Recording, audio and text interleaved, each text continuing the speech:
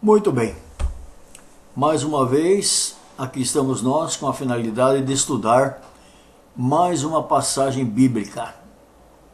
Dessa vez vamos estudar e analisar a passagem que se encontra lá em Romanos capítulo 7.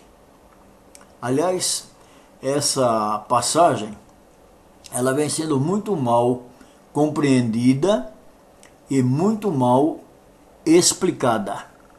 Então vamos ver, na realidade, o que é que ocorre com esses versos lá de Romanos 7, de 14 até o 25. Passagem muito conhecida. Os teólogos dizem que quando a pessoa se converte, ela, além da natureza carnal ou pecaminosa que ela possui, recebida no nascimento, ela também passa a ter uma natureza espiritual ou divina que vai manter uma luta contra essa natureza pecaminosa. Esse é o ensino da maioria das igrejas. No entanto, o que é que Paulo está realmente querendo nos ensinar ao escrever essa passagem? Se nós começarmos a ler a partir do verso 14, nós vamos perceber que Paulo ali está dizendo que ele tinha uma natureza só, e que essa natureza era a natureza carnal. E ele diz mais ainda, que ele era totalmente vendido ao pecado. Em função dessa situação de Paulo ter uma natureza só, e essa natureza ser a natureza pecaminosa, é que ele tem o drama que ele relata a partir do verso 15, onde ele diz que ele quer fazer o bem, mas não consegue. Não quer fazer o mal, mas faz. Se vocês lerem atentamente, vocês vão perceber que Paulo está dizendo que ele nunca faz o bem e que ele só faz o mal. E nos demais versículos que depois vocês poderão ler, atentamente, com vagar e com oração de preferência, vocês vão perceber que ele diz que o pecado habita nele.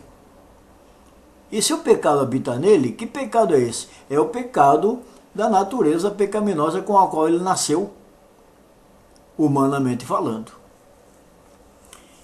E Paulo, evidentemente, está contando para os judeus que viviam em Roma e que estavam vindo para a igreja cristã naquela oportunidade, também sofriam o mesmo drama que ele havia sofrido anteriormente, de querer fazer aquilo que ele achava certo em relação às coisas espirituais e evitar as coisas erradas que Deus, evidentemente, não aprovava.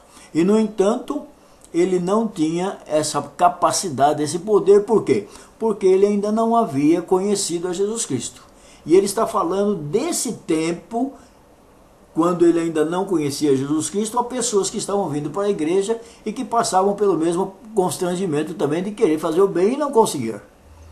E o que resolveria o problema? No verso 25, Paulo apresenta então a pessoa de Jesus Cristo, mostrando a essas pessoas que Jesus havia morrido por causa deles e que eles então, através de Cristo, com o poder que Cristo daria a eles, com natureza transformada de carnal para espiritual, eles teriam a capacidade de viver sem cometer pecados, ou seja, vida de santidade.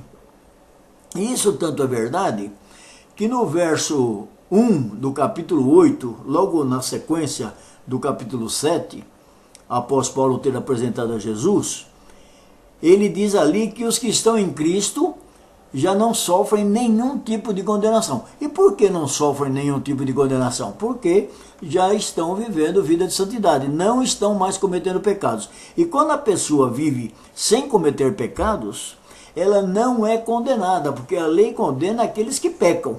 Aqueles que não pecam não são condenados. Portanto, a solução para o nosso problema de ainda continuarmos a cometer pecados é Jesus Cristo.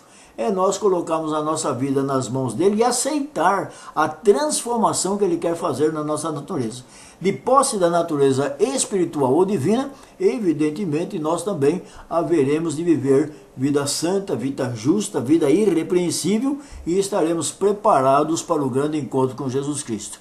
Que Deus abençoe você para que você possa entender perfeitamente bem esse ensino que Paulo está nos oferecendo através da sua carta aos Romanos, capítulo 7.